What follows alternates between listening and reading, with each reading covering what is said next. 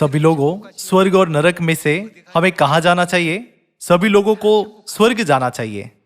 आइए हम प्रकाशित वाक्य अध्याय 20 पर एक नजर डालें। अध्याय 20 आयत 10।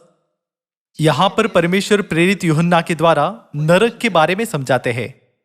उनका भरमाने वाला शैतान आग और गंधक की उस झील में, जिसमें वह पशु और झूठा भविष्यवक्ता भी होगा, डाल दिया जाएगा।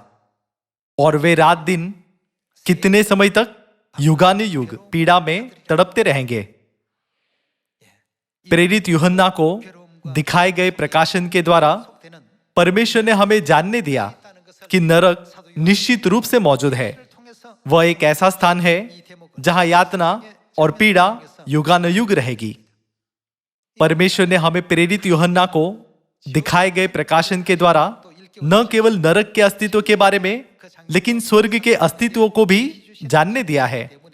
हमारे विश्वास में सही दिशा लेने के लिए हमें सबसे पहले यह समझना चाहिए कि स्वर्ग और नरक का अस्तित्व है। आइए हम प्रकाशित वाक्य अध्याय 22 आयत 1 पर एक नजर डालें। फिर उसने मुझे बिल्लौर किसी झलकती हुई जीवन के जल की नदी दिखाई, जो परमेश्वर और मेमने के सिंहासन से निकलकर उस नगर की सड़क के बीचों बीच बहती थी। नदी के इस पार और उस पार जीवन का वृक्ष था। उसमें 12 प्रकार के फल लगते थे और वह हर महीने फलता था।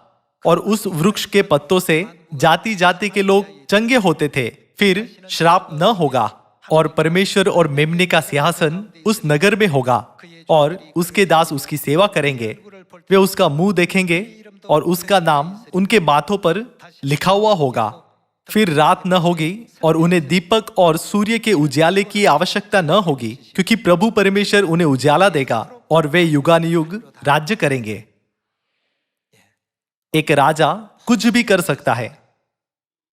वो बस एक आदेश देने के द्वारा अपनी इच्छा अनुसार कुछ भी हासिल कर सकता है।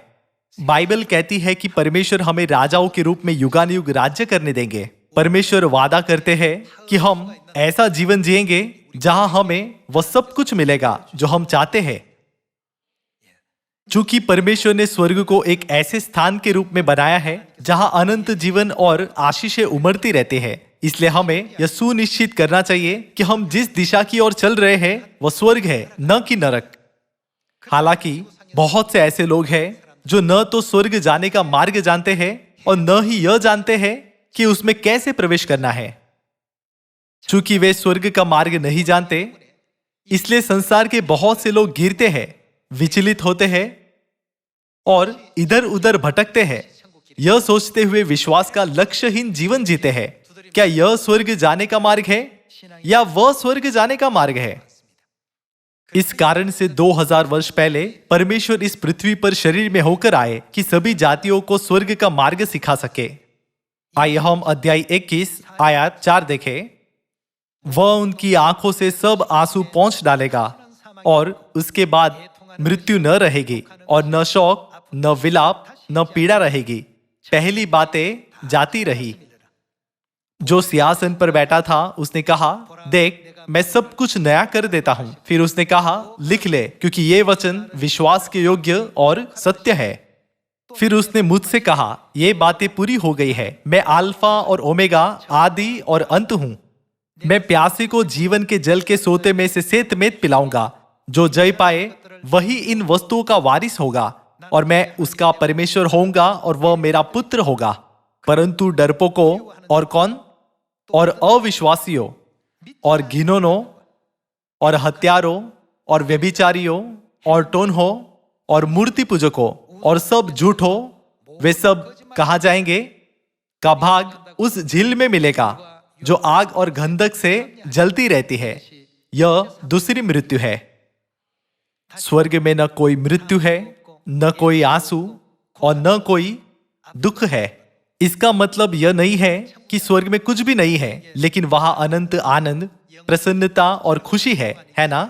प्रकाशित वाक्य 21 में परमेश्वर ने प्रेरित यूहन्ना को अपनी प्रतिज्ञा को दर्ज करने की अनुमति दी कि वह हमें वैसा स्थान प्रदान करेंगे।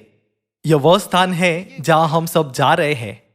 इसलिए भले ही हम अपने जीवन काल में उत्पीड़न और कठिनाई का सामना करते हो, आइए हम उस संतोष से समझौता न करें जो शैतान हमें देता है। स्वर्ग के राज्य में प्रवेश करने के लिए जिसे परमेश्वर हमारे लिए तैयार कर रहे हैं, क्या हमें थोड़े समय के लिए अपना क्रूस नहीं उठाना चाहिए? बाइबल गवाही देती है कि यीशु मसीह इस पृथ्वी पर उस महिमामय दुनिया में हमारी अगुवाई करने के लिए मार्ग बनकर आए। आइए हम यूहन्ना अध्याय 14 आयत 6 में इन वचनों को देखें। यीशु ने उससे कहा, वो क्या है? वह मार्ग और सत्य और जीवन, मैं ही हूं, बिना मेरे द्वारा। बाइबल गवाही देती है कि यीशु के बिना कोई स्वर्ग में प्रवेश नहीं कर सकता। क्या इसका मतलब यह नहीं कि हम स्वर्ग में जहां पिता परमेश्वर रहते हैं तब ही प्रवेश कर सकते हैं जब हम यीशु मसीह की शिक्षाओं का संपूर्ण रूप से पालन करते हैं? आइए हम प्रकाशित वाक्य 22 में स्वर्ग से संबंधित एक और वचन पर नजर डालें। अध्याय 22 आयत 10। फिर उसने मुझसे कहा, इस पुस्तक की भविष्यवाणी की बातों को बंद मत कर, क्योंकि समय निकट है। जो अन्याय करता है वह अन्याय ही करता रहे, और जो मलिन है वह मलिन बना रहे, और जो धर्मी है वह धर्मी बना रहे, और जो पवित्र है वह पवित्र बना रहे। देख, मैं शीघ्र ही आने वाला हूं, और हर एक के काम के अनुसार बदला देने के लिए प्रतिफल मेरे पास है।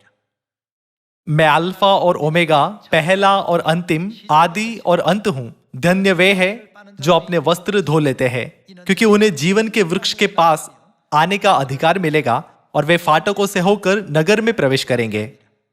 पर कुत्ते और टुन्हे और व्यभिचारी और हत्यारे और मूर्ति पूजक और हर एक झूठ का चाहने वाला और गढ़ने वाला बाहर रहेगा। दूसरे शब्दों में, वे फाटकों से स्वर्ग के राज्य में प्रवेश नहीं कर सकते। हम आयत 12 के द्वारा यह समझ सकते हैं कि परमेश्वर हमारे कार्यों के अनुसार न्याय करेंगे। परमेश्वर कहते हैं, देख, मैं शीघ्र ही आने वाला हूं, और हर एक के काम के अनुसार बदला देने के लिए प्रतिफल मेरे पास है। हमारे न्याय का आधार क्या होगा? हमारा न्याय हमारे कार्यों के अनुसार किया जाएगा। जब हम इन वचनों को देखते हैं तब हम यह सोच सकते हैं कि हमारे विश्वासी जीवन में वर्तमान समय कितना महत्वपूर्ण है।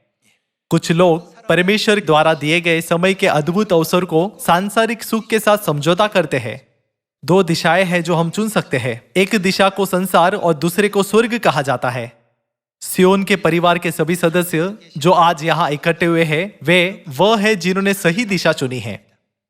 मैं आशा करता हूं कि आप सभी जब तक अनंत स्वर्ग का राज्य न पहुंचे तब तक इस दिशा में चलते रहना जारी रखेंगे। मैं यह उपदेश समाप्त करना चाहूंगा। आपका धन्यवाद।